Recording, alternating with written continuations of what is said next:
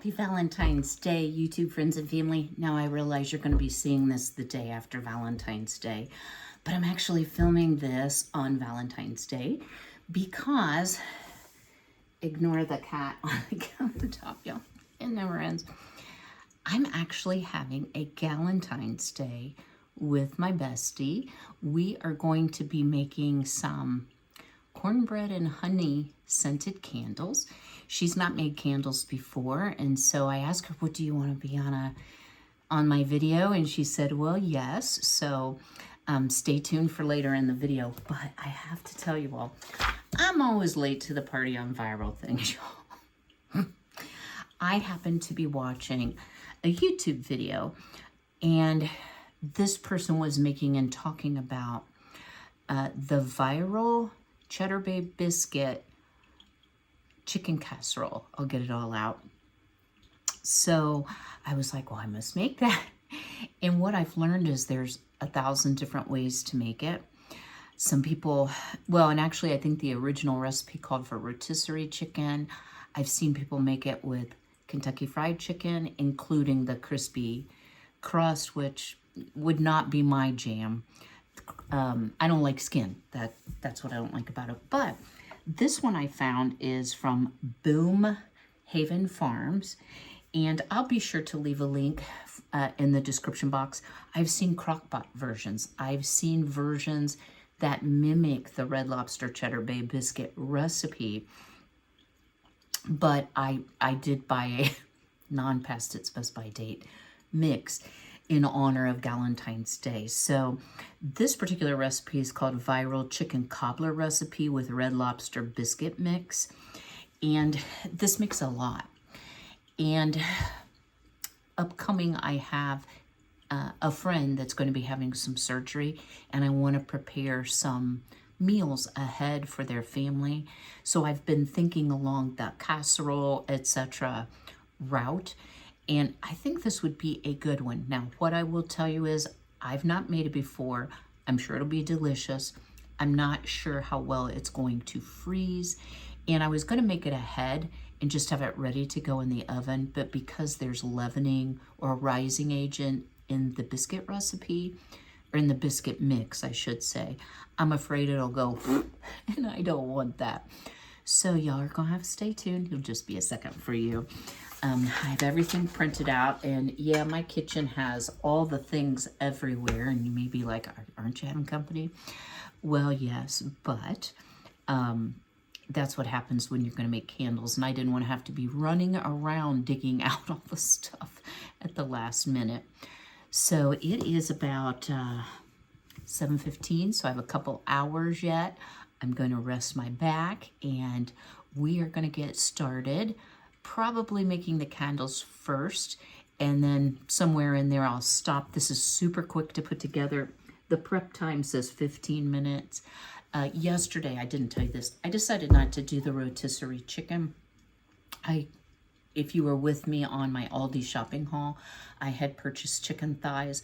I slow roasted them all day long in my crock pot, and then once they were fall off the bone, and I mean fall off the bone tender, I've shredded them up, and that's what we're going to be using in our casserole. It's not super meat heavy the way I'm going to make it. You could certainly add more. I had 6 chicken thighs, and so I was able to debone, deskin, and save all of that lovely broth. Now, I'm not going to be using it in this recipe, but I have made me some gravy. All right, guys, I will see you in just a moment. I hope you all are having a great day, and you had a very blessed and lovely Valentine's or Galentine's Day. So stay tuned. All right, y'all, let me introduce you to my bestie for the resty. This is my friend Sue Ellen, and I'm going to tell a little bit of his story, but I'm not going to tell too much because then we'll cry.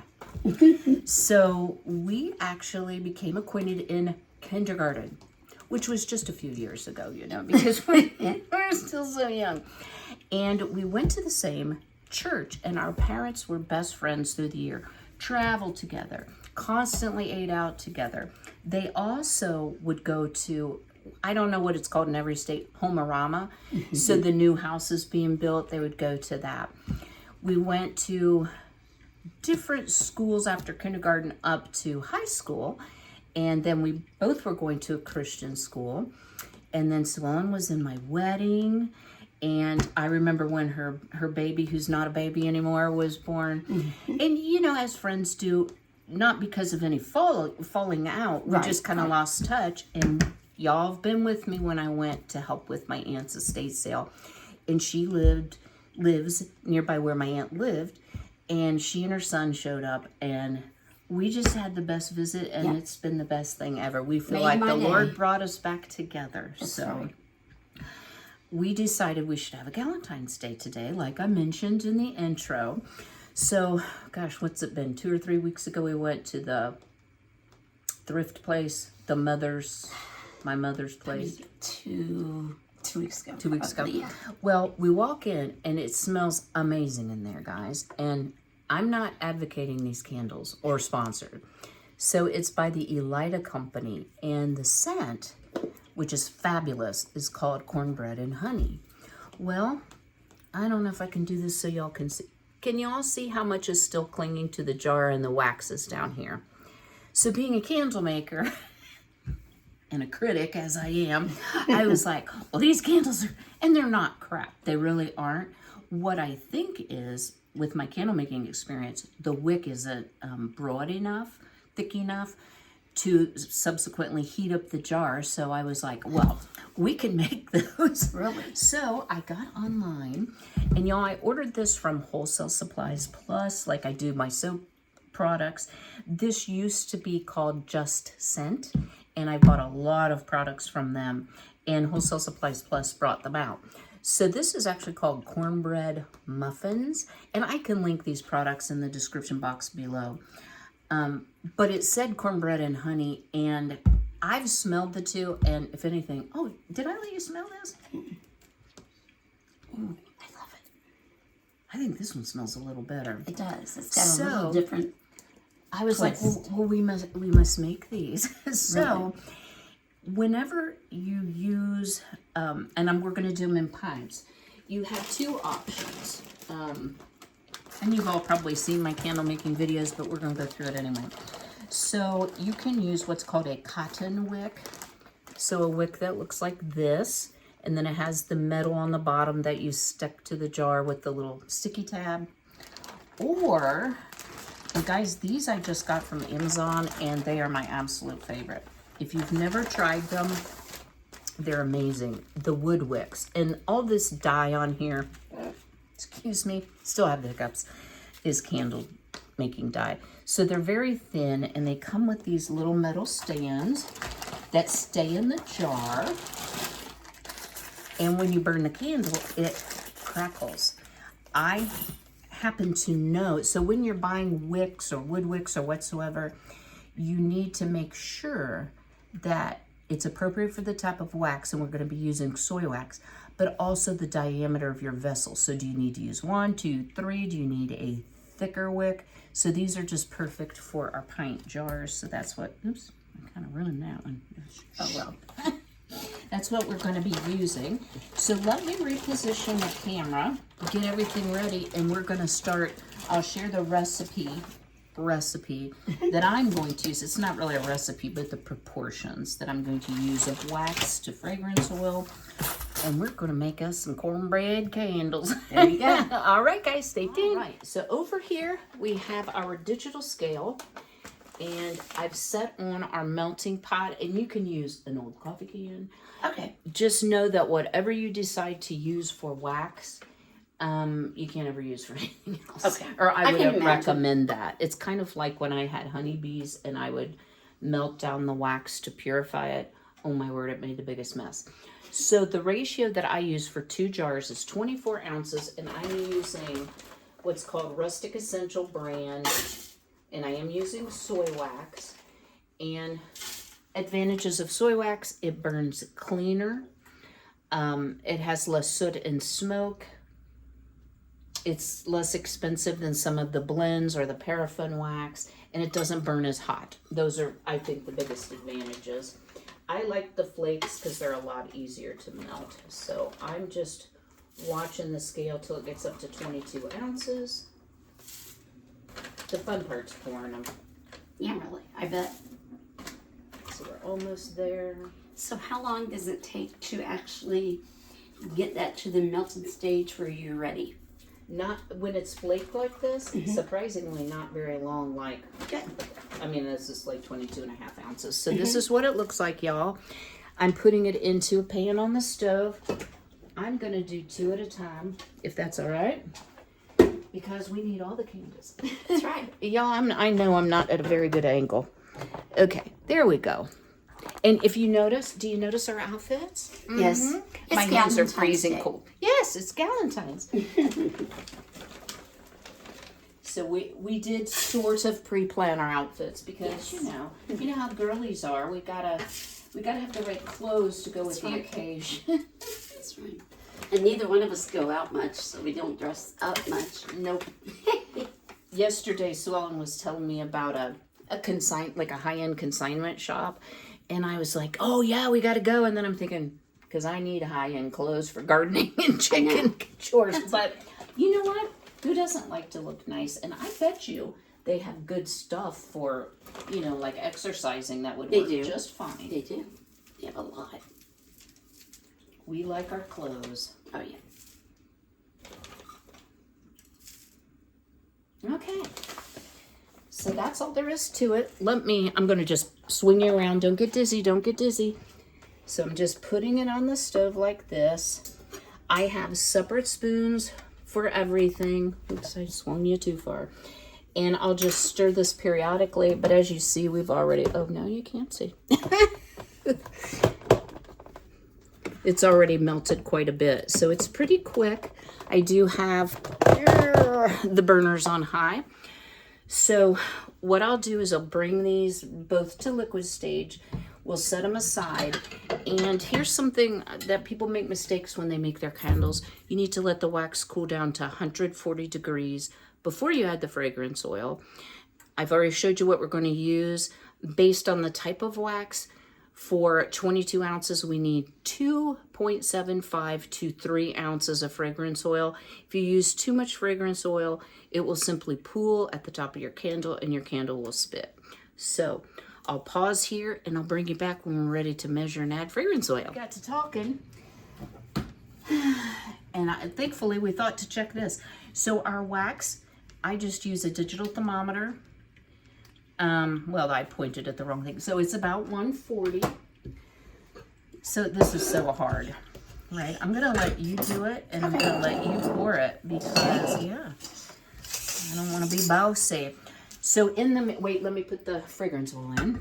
So 2 3/4 ounces plus some for good measure. Let me grab the spoon. Okay. And then you want to go ahead and stir. Oh yeah, this is definitely ready to be poured. Oh, smell that. How long does it take to set up? About 24 hours. Really? Yeah, before it's super. So Right. you want to fill it. So what we did is we put our little wood wicks in and stuck them to the bottom. Fill it not up to the top band. Can you see what I'm doing? Fill it up to about right here because remember you're going to get that hole. Okay. So you should be able to get 2. Okay. And she has her nails done all pretty. She went to get her nails done, and I'm like, oh, you'll be so excited about mine. How much further do we go? Right there. Okay. Perfect. Go ahead and pour that one. Okay. So what happens, and the reason we're not filling them up clear to the top, anytime you use wax, whether you're making that's fine. A facial cream kind of doesn't matter. Yeah, Oh, yep. I'm almost empty. Yeah, just pour it wherever. It doesn't matter. Or a lip balm or anything like that. Anything with the wax, it's going to develop a tunnel in the middle. And we were talking about me watching other people make things on YouTube and I'm shouting at the TV, no. But it is really important that you let it set a little bit and develop that tunnel and then you go ahead and top it off. So I'm just going to measure out the second batch of fragrance oil.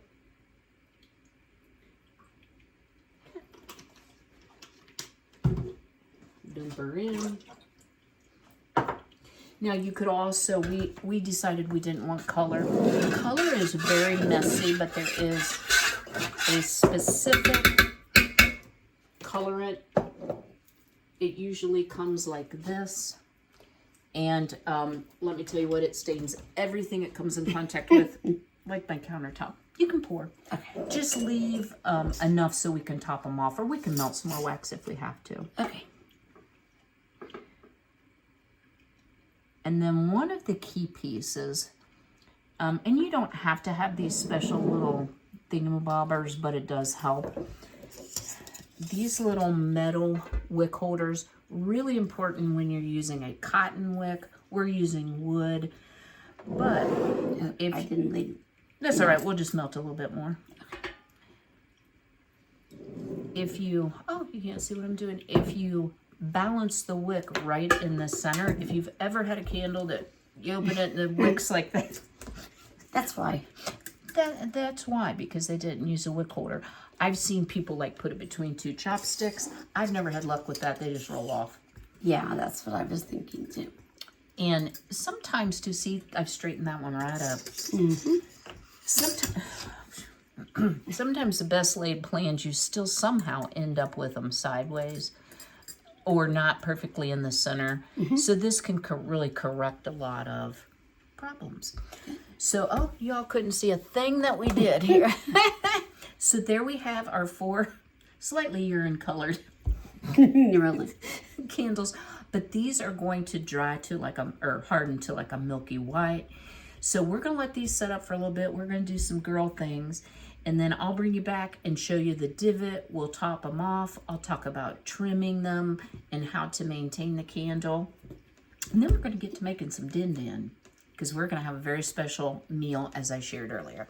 So we'll see you in a few. Let's make this casserole right quick. It's super simple. So in this very hot pan, I have melted, this is not low calorie or low fat. I have melted a stick of butter, and as I said earlier, I roasted 6 chicken thighs yesterday. And y'all, this is the most tender, flavorful chicken. I did not put any salt, any seasoning, anything in it. I just straight up roasted it, because all of the flavor is going to come from what we're about to add, and it will have some sodium in it. So I didn't want to blow up both our cholesterol and our blood pressure. Really? Okay, let me get the chicken out from under my fingernails. All right, then next you want to take, this is a 12-ounce bag. I gotta get the scissors. Okay. She's seen my junk drawer now, so all my secrets are out. It says layer peas and carrots on top of the chicken. You could use a vegetable medley. If you don't like peas, just use carrots, or vice versa. Oh, one for the floor. They know me well. I never have everything out I need at once, or I will put it away. I don't know where it went. We'll get it in a minute. Okay, then in a separate bowl, we are going to mix the Red Lobster Cheddar Bay biscuit mix.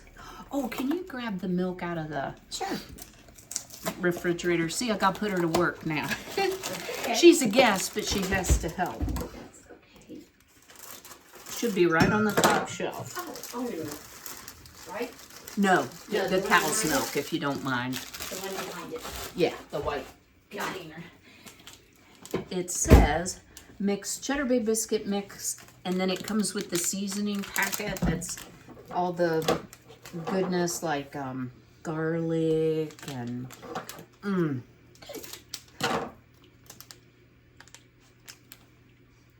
Remind you of Red Lobster? Yes, a lot. These are good, I think. The one that showed me is a seasoning packet. Then it calls for 2 teaspoons of garlic powder. I use granulated garlic. And y'all know I measure with my heart. So, a teaspoon of salt. And I'm going to use my Redmond real salt. Only the best for the guests, right? I'll go a little light on that. If it's not salty enough, you can always salt at the table. Some pepper. It says a teaspoon. And it actually calls for 2 teaspoons of oregano. I am going to use my homegrown basil. I don't want this to taste Mexican. I'm like, why would you put oregano in a chicken cobbler? That's my first thought too. So. This is my homegrown, home freeze-dried. Ooh, boy, I like that. All right, and then, okay, now this kind of blew my mind, but I've watched enough videos on it that I'm pretty sure this is correct. Because everybody says the same thing. It calls for 2 cups of milk. That seems like a lot of liquid, but it is like a cobbler. That's true. So, well, wait, we're going going to... That's a lot. I thought so too. Don't forget to take this home. Okay. Neither Suella nor I drink cow's milk, but her husband will. Or her boys. That's right. All right. And then to that, we're supposed to add a 1/2 cup of shredded cheddar cheese. I believe it's 1/2 cup. Pie.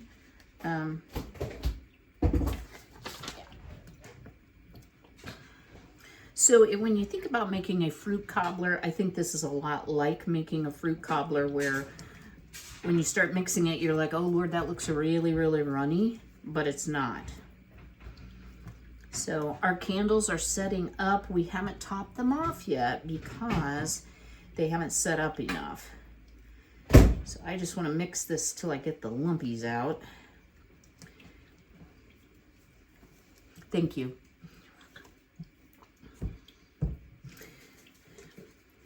So Ellen was at my aunt's estate sale, and she knew I was in love with the 1951 Philco refrigerator that I brag on all the time. And I think you were glad I got it too. Mm-hmm. Now we're just looking for a Frigidaire flare. Yes. If y'all don't know what a Frigidaire flare is, they made them up into the 70s, which I did not know that. I didn't know that either. I'm just going to eyeball the cheese. You can never have too much cheese. No. It was made in, pardon me, Dayton, Ohio, at the Frigidaire plant. I don't know if you knew that. Yes. And our dads both worked there. No, my dad worked for General Motors. Oh, that's right. Yeah. My dad worked for Frigidaire. Yeah. If you ever seen the old Bewitched, where she had the oven that pulled up like this, and the burners are a drawer that pull out. Well, there's actually a Facebook group for Frigidaire Flare, which I might be a part of. So maybe one day I'll have one, but for now, Miss Cindy will work. So now you pour this over the mixture. I think this is going to be fabulous. It'll either be fabulous. See, it doesn't look like too much liquid now. Oh wait, it looks perfect. We've still got 2 more cups of liquid to add on top of all this. Wow. I know, right? But I'm going to do it like it says, because like I said, I watched like 15 videos on it. I even saw a recipe online where you can do it in a crock pot, but it took 6 hours, and it was a little different. But you know, if you wanted to prepare something before you went to work, that would be a good option. I use my crock pot still, and I used it a ton when I worked. Okay, now in a separate bowl, we are going to mix. I have some organic chicken bone broth. You need 2 cups of that, and you need a can of cream of chicken soup. And we're going to mix that together. Oh, if Mama can get it open. Squeeze the 4 corners together. And come on with it now. Okay, we're going to cut this with the scissor. I don't know how they think you're going to get it open. And this is actually, oops, one for the floor, a Thrive Market product.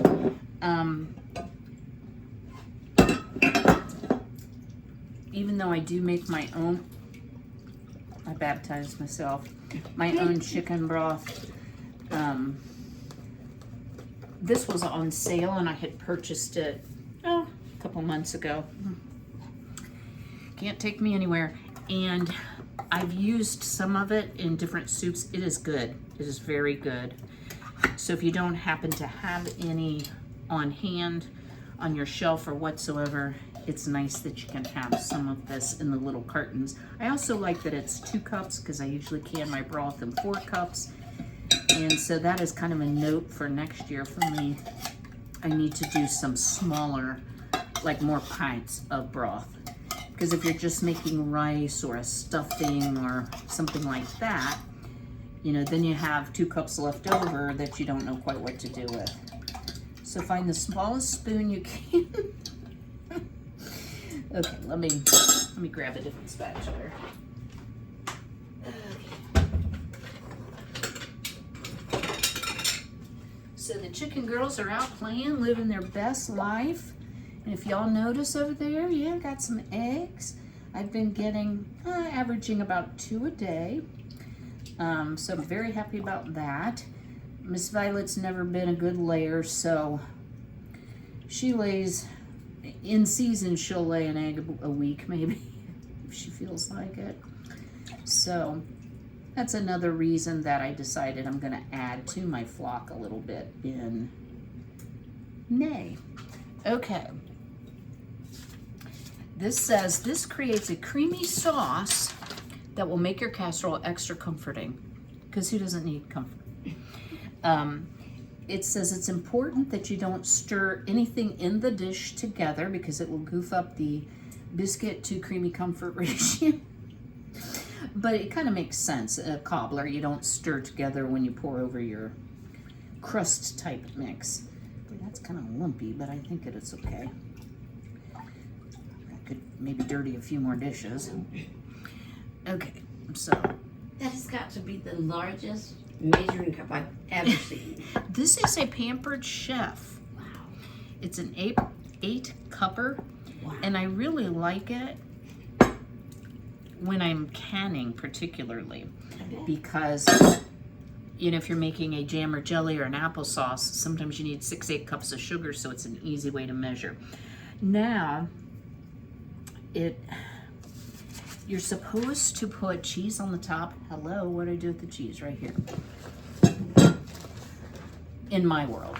The recipe does not call for that. However, I think it needs it. And this is extra sharp, organic, raw milk cheddar cheese from Azure. It is the best cheese. And I have just this and another partial bag in the freezer left. I buy it in a block and shred it so it doesn't have any of the nasty additives to it, because they put cellulose in it. Yeah. All right, so into the preheated oven at 350. Oh wait. Let it bake for 45 minutes uncovered. So I'll bring you back. We'll do a taste test. Our candles are setting up nicely, so maybe we'll have some candle updates too. All right, see you soon. All right, y'all, we just had a giggle moment because we lost the whole ring light and camera, but it's all good now. So we forgot to do a taste test. Here is what the casserole looks like. I put some in for Sue Ellen to take home for her family, but guys, it's good. What I can tell you is, and we both agreed, it doesn't taste at all like Cheddar Bay biscuits. Something gets lost in all the sauciness of it. It's good. I would make it again. It needs a lot more garlic than what I put in it. I think it would benefit from a little bit of onion.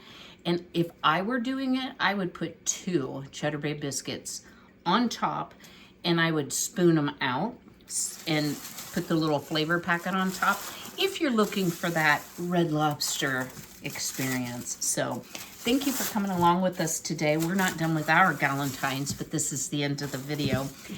If you do me a big favor, go ahead and smash that like button. Drop me a comment below. Do you have any other suggestions for the casserole that I did not think of? Oh, and our candles I didn't share. They're still pretty warm, but they turned out very nicely. We are going to top off the middle if I don't wreck them. Because as suspected, there's a little bit of a tunneling effect going on. I do find that the soy base wax does less tunneling than the paraffin. But anyway, I will see you all, Lord willing, on Saturday. But until then. Be healthy, be well, be blessed, and take care.